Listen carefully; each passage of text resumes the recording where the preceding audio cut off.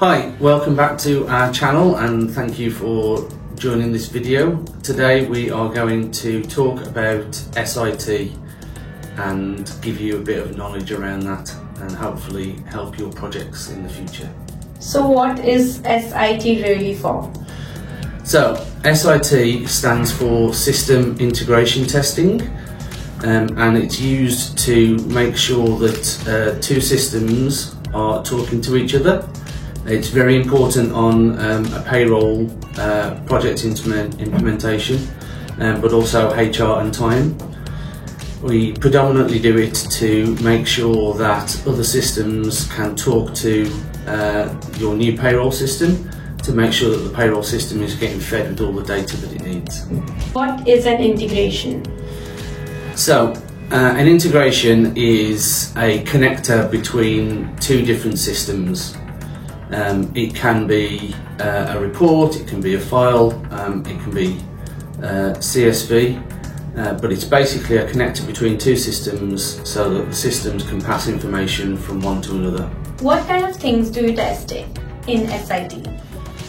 So, as I mentioned, it's to test automated interfaces, and for the type of projects that we work on, which is predominantly payroll projects, we would test the interface from the HR system to make sure that new starters, leavers, changes, promotions, demotions, all that good stuff can get from the HR system into the payroll system. We would also test such things as the time system. So if people are doing clocking in and clocking out, we need to make sure that that system data gets transferred into the payroll.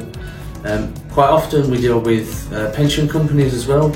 We also test pension systems, so making sure that the pension data can get out of the payroll system and into the pension providers platform.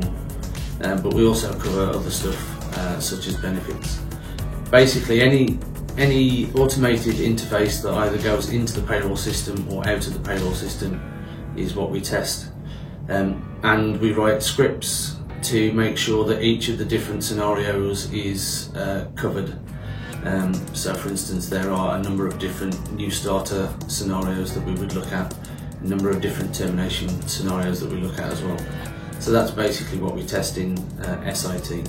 So how do you come up with test scripts?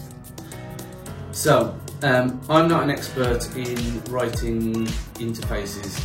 So predominantly for the test scripts for SIT, we have to rely on the expert that is building that particular integration.